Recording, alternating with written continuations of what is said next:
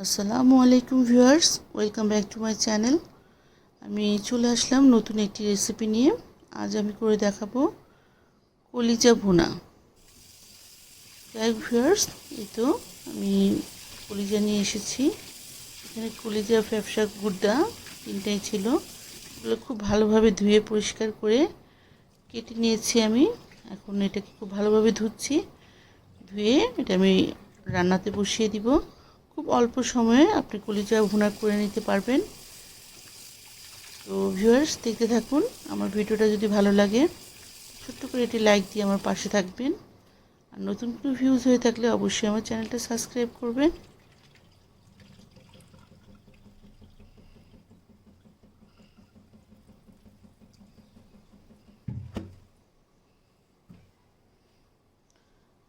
Viewers, চুলার মধ্যে বসিয়ে দিয়েছি আমি হাঁড়িতে আমি দিয়ে দিলাম সরিষার তেল, হাফ কাপের বেশি দিয়েছি, 1 কাপের মতো।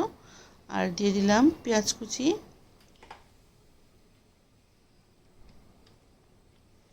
পেঁয়াজ কুচিটা দিয়ে আমি খানিকটা রসুন কুচি দিয়েছি।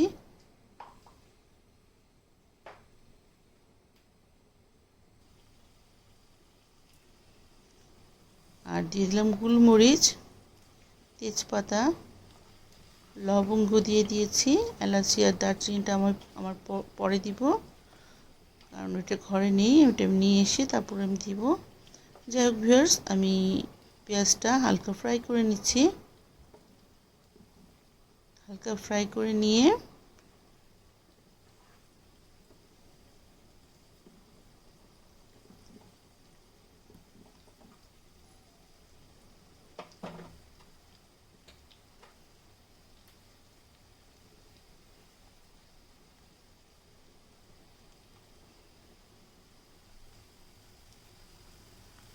পেঁয়াজটা আমার মোটামুটি ফ্রাই হয়ে গেছে।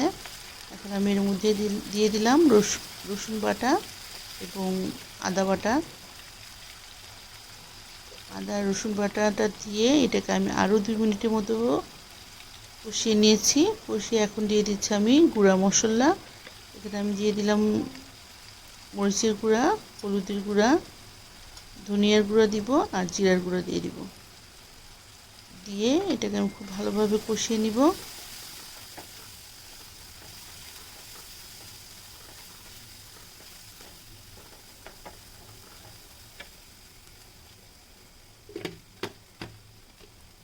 মশলা খুব ভালোভাবে কষানো হয়ে গেলে দেখতেই পাচ্ছেন মশলাটার উপরে একদম তেল ভেসে আসছে।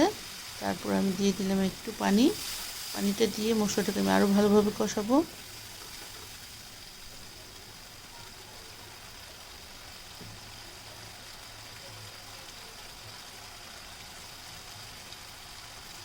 দিয়ে দিলাম ভিউয়ার্স লবণ।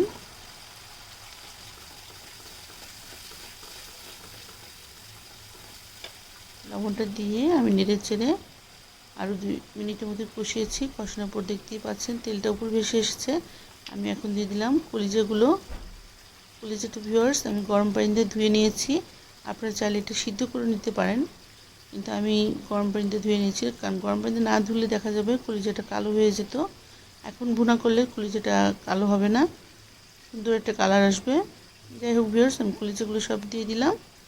দিয়ে এখন এটাকে খুব ভালোভাবে নেড়ে চেড়ে নিব।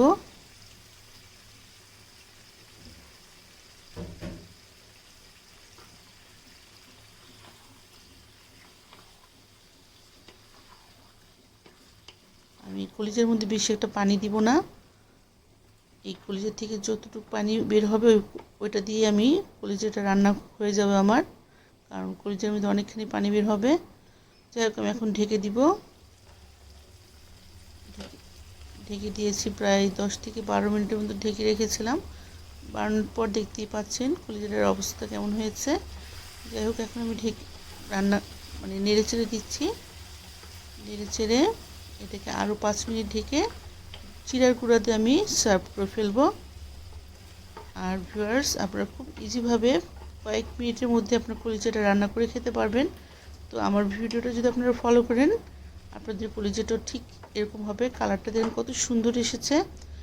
তো ভিউয়ার্স, আপনারা আমার ভিডিওটা এনজয় করবেন, ফ্যামিলির সাথে শেয়ার করবেন, ফ্রেন্ডদের সাথে শেয়ার করবেন। খুব সুন্দর একটা ফ্লেভার বের হয়েছে ভিউয়ার্স। আর দেখতেই পাচ্ছেন তেলটা উপরে ভেসে এসেছে, মানে আমার কলিজাটা ডান। এখন ভিউয়ার্স, আমার ভিডিওটা শেষের দিকে আমি এই তো সার্ভ করে নিয়েছি। দেখতে কতটা লোভনীয় লাগছে দেখতেই পাচ্ছেন। আপনারা ঠিক এভাবে রান্না করে খাবেন। তো ভিউয়ার্স, আমি এখন চলে যাচ্ছি, আবার নতুন কোনো ভিডিও নিয়ে চলে আসবো আপনাদের মাঝে। ততক্ষণ পর্যন্ত আপনারা সবাই ভালো থাকবেন। আল্লাহ হাফেজ।